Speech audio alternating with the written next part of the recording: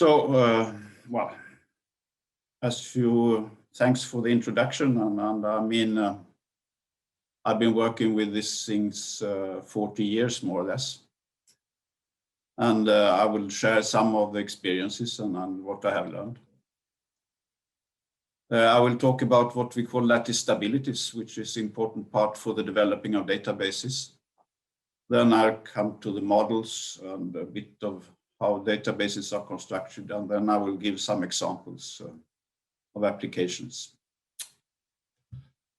Well, I started 40 years ago, and at that time in physical metallurgy, there was a very good professor, MatSQ, who introduced me to this kind of microstructures, which I think is made me very interested to continue. And well, for those who don't